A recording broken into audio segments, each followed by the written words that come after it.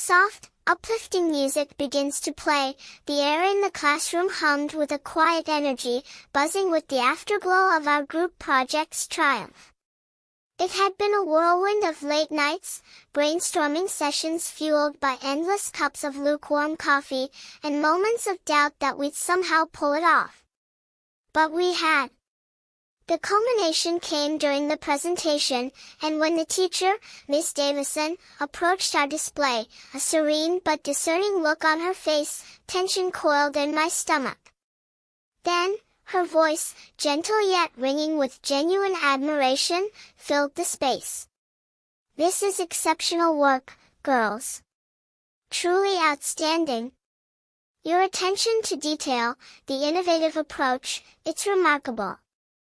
A swell of triumphant music underscores the moment, a wave of pure, unadulterated joy washed over me. My heart felt like it was lifting right out of my chest. Beside me, I saw Olivia's face light up, her usual calm demeanor replaced by a beaming smile. "Yes," she whispered back, her voice thick with shared happiness. I was so happy too. But Anne seemed almost giddy, practically vibrating with an energy that hadn't been present just moments before.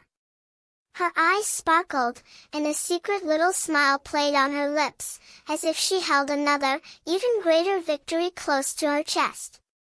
"You know," she said, glancing around conspiratorially, "I felt the same way, but not just today. It seems like I've been walking on air for days." We exchanged questioning glances. "And," I probed gently, "it's like you've got a secret, hidden joy bubbling up. What is it?" She pressed a finger to her lips, her eyes widening in a silent plea. "Shoo," she whispered, her voice barely audible above the classroom chatter. "This is a secret." A conspiratorial, slightly mysterious musical interlude, my curiosity piqued. "Well, spill it, Anne. What could possibly make you happier than this?" I nudged her playfully. A blush crept up her neck, but her eyes danced with mischief. Okay. I got a love letter today." A soft, romantic melody begins to intertwine with the background music, swelling slightly. "Wow. Anne. Really? A love letter?" The very concept felt like something out of an old movie, romantic and slightly unreal in our modern, digitally driven world. That's awesome," and I managed, trying to hide my own sudden flush of envy. The idea of receiving such a tangible, heartfelt declaration felt incredibly special. "I envy you," Olivia admitted softly, leaning in conspiratorially. "That's so romantic." And nodded, recalling the moment. "I was quite surprised in the beginning, honestly," she confessed, twisting a strand of hair around her finger. "I found it tucked into my locker, just folded neatly. I almost didn't believe it at first. But later, holding it, reading those words, it felt really good. Like a secret thrill." "Congratulations." Olivia squealed softly. "Okay, but the big question," I pressed, leaning forward, unable to contain my excitement. "Who is it from?" And bit her lip, looking down at her hands. It just says, H. Here," she mumbled, her voice barely a whisper. "And?" She hesitated, then finally, almost reluctantly, added, Isn't that your crush, Henry? From third period?" My breath hitched. Henry. The name sent a familiar flutter through me, a mix of hope and sudden mortification. I glanced wildly around, praying no one else had overheard. "Olivia!" and hissed softly, pointing a finger playfully. "Someone might listen. And you are so blushing." I slapped a hand over my face, mortified. "Oh no. No, it's just the situation. I'm just too shy for all this. I stammered, feeling the heat rise in my cheeks. Still, a tiny, secret part of me felt a strange, giddy connection to the anonymous H. Anyway, I recovered, trying to sound casual. Good for you.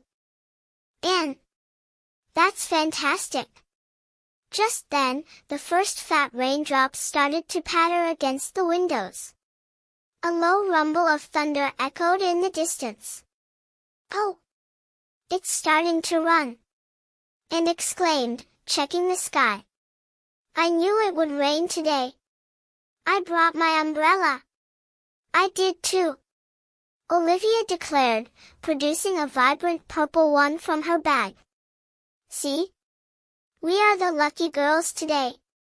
A cheerful, slightly brisk musical motif plays. The rain seemed to wash away the last vestiges of classroom tension, leaving a sense of shared, practical camaraderie in its wake. The music shifts, becoming more playful and theatrical, suggesting role play, and suggested, her usual bright self returning, since we're all feeling a bit dramatic today, let's role play. Just for fun. Olivia and I looked at each other, grinning. Okay, we chorused. The playful music swells slightly, punctuated by brief, whimsical sound effects or applause as they imagine their roles. The music becomes more intense, building towards a climax, then suddenly cuts off, replaced by a moment of confusion. This is, what? Anne's expression was one of utter bewilderment, her eyes wide. She opened and closed her mouth silently for a moment. A sudden, loud, woof sound effect cuts through the air, followed by a surprised gasp, and shrieked, jumping violently. I instinctively covered my ears. The abrupt noise had shattered the playful mood completely. The music shifts again, becoming confused, perhaps slightly ominous or uncertain. A final, lingering musical chord hangs in the air, followed by a sudden, sharp, unresolved sound, perhaps a dropped pencil, a sharp intake of breath, or a door slamming. You